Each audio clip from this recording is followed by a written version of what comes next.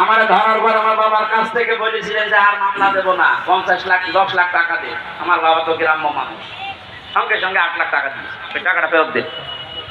আপনি মাপ চাচ্ছেন, টাকাটা আগে ফেরত দিয়ে যান, তারপরে মাপ হবে। এই কাউন্টার টেররিজমের যেই কয়টা দায়িত্বশীল ছিল, এগুলো মানুষের মধ্যে পড়ে না, এগুলো জানোয়ারের চাইতেও খারাপ। আমি নাম ধরেই বলছি, এই মনিরুল, এই আসাদুজ্জামান, ডিসি মান্নান, হারুন তো 3 ইঞ্চি, ওর নাম মুখে উচ্চারণ করা ঠিক না। এই শয়তান এত উপরে উপরে দেখাতো রিমান্ডে এসে মনে হতো তো ফেরেশতা, অথচ ভেতরে ভেতরে যে আলেমদের এত বড় ক্ষতি করেছে।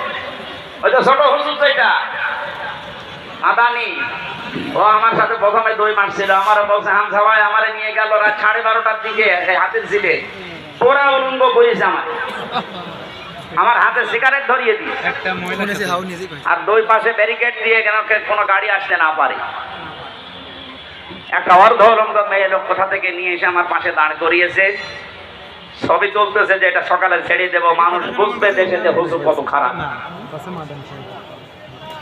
ও ছোট মানুষ, তো বয়স আমার সেম সেম, আমার 32 ও 30। ওই সময় হাও মাও করে কাঁদছিল ওই ফাঁসির কন্টেন সেলের ভেতরে। আমারে বলছে হামজা আমি তো একেবারে অসহায়, যে কেউ নেই। বললাম এক এসআই কে ডেকে, ভাই আপনাদের তা করছেন, এটাকে হারুন স্যার জানে? জানে না মানে উনি তো করছে। মজলুম অবস্থার দোয়া কবুল হয় আমার বিশ্বাস আছে। মন থেকে বড় দোয়া করলাম, আমার যা যা ওরা দেখেছে, আল্লাহ আমার সাথে যারা জড়িত এদেরকে তুমি ওইভাবে অপমান করি। আল্লাহ করায়নি। হারুনের রাস্তায় বের হওয়ার আর সম্ভাবনা আছে? ওর নাম এখন মানুষ হারুন ভুলে গেছে, ওর নাম এখন মহিলারা পর্যন্ত জিকির করছে 3 ইঞ্চি। কত অপমান করবে আল্লাহ বলে। সেদিন কুষ্টিয়ার জেলা আমির অধ্যাপক আবুল হাশেম সাহেব একটা আয়াতের ব্যাখ্যা করছিলেন আলেমদের সমাবেশ। অনেক জালেমরা মনে করেছিল জিয়ারে ছিলাম, এমন হয় আল্লাহ আমাদের ভালোবেসে।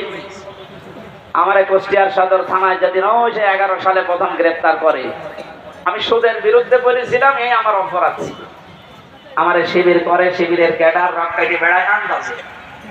এগুলো নিয়ে যখন নিয়ে গেল, আমারে বলছে ওসি সাহেব, ওই সময় আসাদুজ্জামান নামে এক ওসি ছিল, গোপালগঞ্জে বাড়ি।